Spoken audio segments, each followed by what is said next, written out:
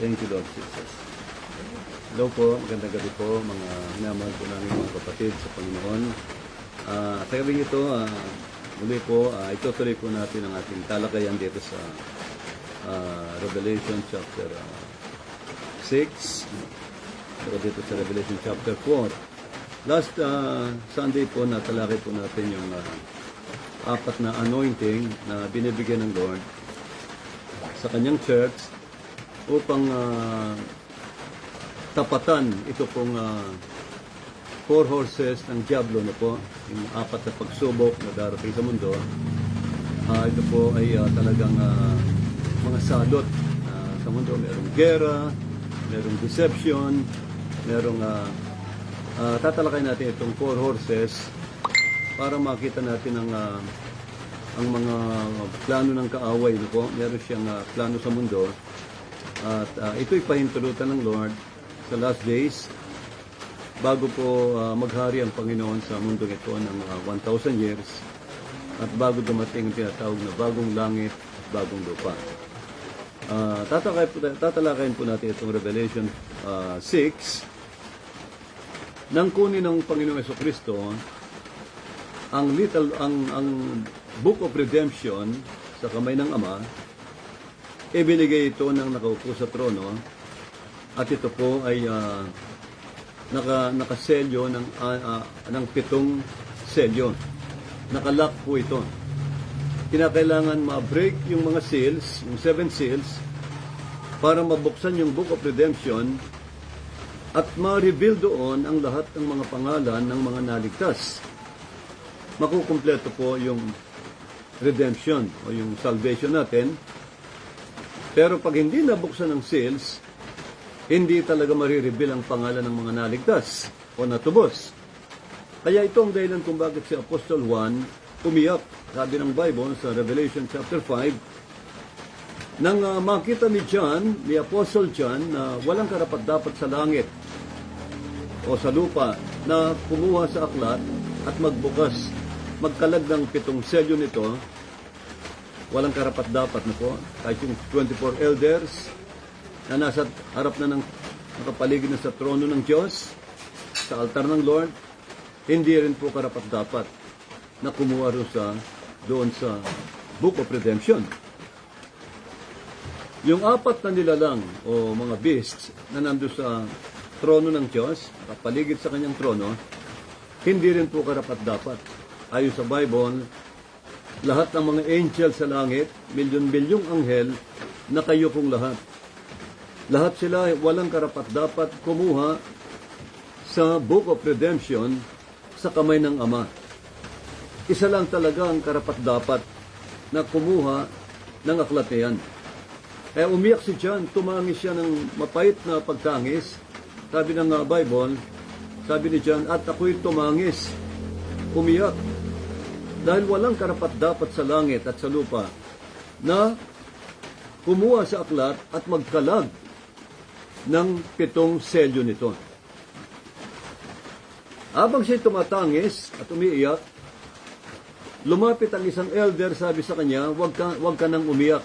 Sabi niya, John, sapagkat meron ng karapat-dapat, meron ng nagtagumpay na kumuha sa aklat. Sabi niya, no? Ang Lion of Judah, sabi niya, si Jesus Christ, ang anak ng Diyos, ay nagtagumpay na sa krus. At siya na ang karapat-dapat kumuha sa aklat. Doon po na sumaya si John. At maya-maya biglang lumitaw si Jesus Christ. Nabasa natin nung nakaraan, biglang lumitaw si Kristo na parang duguang kordero. Ayon sa Biblia, parang a bloody lamb. A bloody lamb. Biglang nagpakita si Kristo na punong-puno ng dugo. Yung kanyang koronang tinik nandun, yung mga sugat, yung mga latay, yung damit niya nabababad sa dugo. Inandog niya sa Ama yung kanyang dugo. At dito po ibinigay ng Ama yung Book of Redemption kay Jesus. Siya lamang ang karapat-dapat. Ayon sa Bible, wala nang iba. Sapagkat siya ang ating Redeemer. Siya yung napako sa krus, siya yung tumubos sa ating mga kasalanan. Kaya doon sumaya si John dahil yung mga pangalan natin, marireveal na. Purihin po ang Panginoon. Makukumpleto po yung plan of salvation, of redemption. Yung complete plan of redemption, nakapaloob lahat sa 7 seals. Mula kay Adan, hanggang sa panahon ng tribulation period, nandyan po ang complete, the whole plan of redemption ng Diyos. Nakapaloob po yan. At yun ang binuksan ni Jesus Christ. Yun ang kinuha ni Lord yung aklat. Babasahin na natin sa 6. Ano rito? And I saw, Revelation chapter 6, beginning verse 1. Sabi ng Bible, sabi ng salita ng Lord, and I saw, when the Lamb opened, sabi rito, opened one of the seals. Binuksan ng Kordero, binuksan ng Panginoong Jesucristo ang unang selyo, unang lock ng Book of Redemption. When the Lamb opened one of the seals, and I heard, as it were, the noise of thunder. Nang buksan ni Jesus Christ yung unang selyo sa aklat, sabi rito, on the back side of the book, sabi rito, sealed with 7 seals. Nakalak po ng 7 seals. Nang buksan ni Jesus ang unang seal, binuksan niya ang unang selyo. Anong sabi ng Bible? Verse 1, when I saw the Lamb open one of the seals, I heard, as it were, the noise of thunder. And one of the 4 beasts saying, come and see. Lumapit ang isang beast na puno ng mata. Sabi niya kay John, halika, Juan, tingnan mo kung anong lumitaw. Sabi nito, nang buksan ni Jesus yung unang selyo, napakahalaga po nito, mga kapatid. Kasi ito, hindi pinapangaral ito.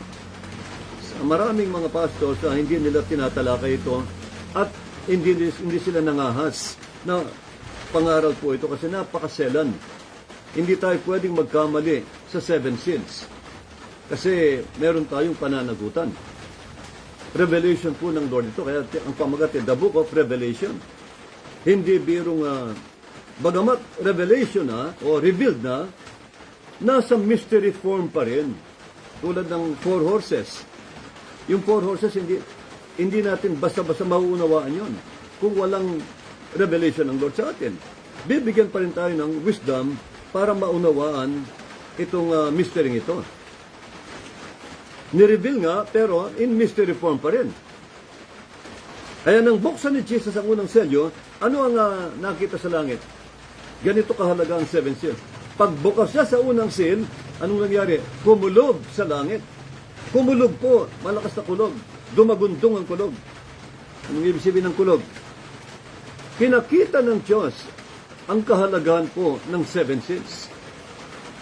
Sapagkat mabubuksan na ang 7 selyo. At ang magbubukas, si Kristo lang.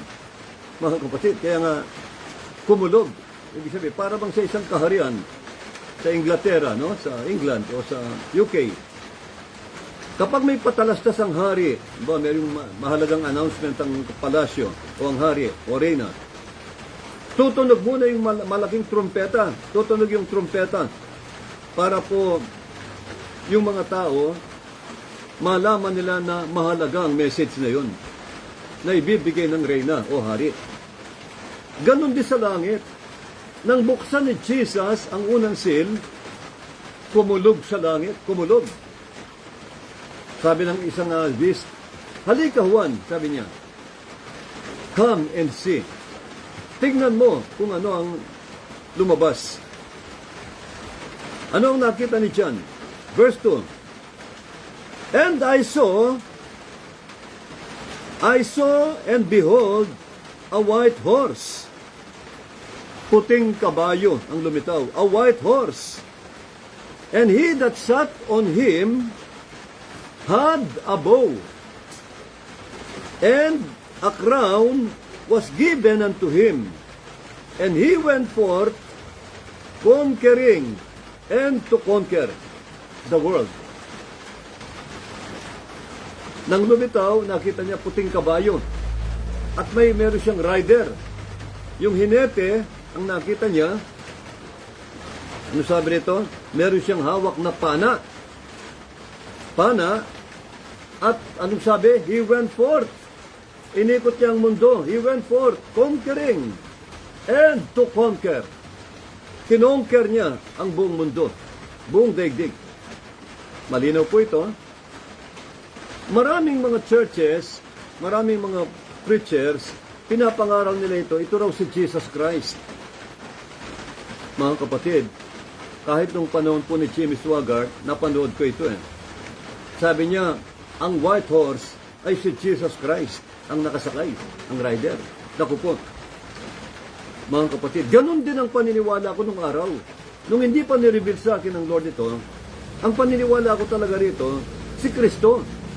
Kasi nasa Revelation 19 Pag bumaba si Kristo sa Armageddon, sa Battle of Armageddon, anong sabi ng Bible?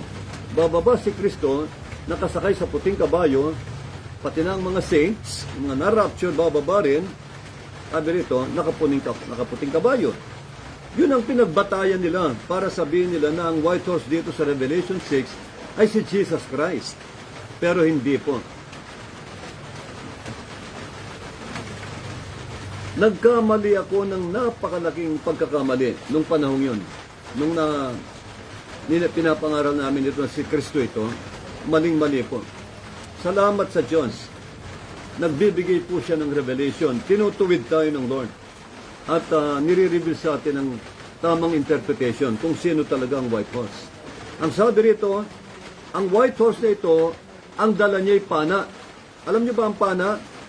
Pag nanaginip kayo na kayo'y pinapana, ang ibig sabihin yan, pag-uusig. Ang diablo lang po ang gagawa niya, ang diablo lang, si Satan lang. Kaya nga sabi ng Biblia, taglay niyo higit sa lahat ang panangga na pananampalataya, wherewith you shall be able to quench all the fiery darts of the wicked. Sino ang wicked? Si Satan. Pataglayin daw natin ang kalasag na pananampalataya para daw yung palaso ni Satan, hindi raw makapenetrate sa atin. Kapag pana, pag-uusig yan, Satan yan. Pagdating ni Kristo, Revelation 19, hindi pana ang dala ni Kristo. Hindi niya uusigin ng church. Ang dala ni Kristo, tabak na 2 talim.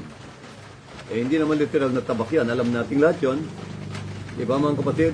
Yung kanyang salita, yung kanyang power. Sabi niya, the word of God is quick and powerful, sharper than any two-edged sword, piercing even to the dividing soul and spirit, and of the joints and marrow, and of the intents of the heart, and is a discerner of the heart, sabi ng Biblia. Kaya ang word of God, yun po ang 2 talim na tabak na lumalabas sa bibig ni Jesus. Ibig sabihin yung kanyang kapangyarihan, ang kanyang salita. Pupuksay niya ang Antichrist sa pamamagitan ng kanyang salita. Kaya nga ang Battle of Armageddon, hindi magtatagal ng ilang araw yon. 1 araw lang tapos ang Battle of Armageddon. Uhulihin niyang buhay ang Antichrist at ang false prophet. Ayon sa Biblia, ora mismo, matatalo ang Antichrist. Baka nga 1 oras lang ang gera, tapos. Pero hindi aabuti ng 2 araw. 1 araw matatapos ang digmaang Armageddon. Kaya mga kapatid, sabi rito, itong white horse, ano pang sabi rito? Ang rider niya may hawak na pana. Ibig sabihin, uusigin niya ang maraming Kristiyano. Basahin niyo po ang Revelation 13, napakalinaw. Sabi ng Bible, ang Antichrist o ang beast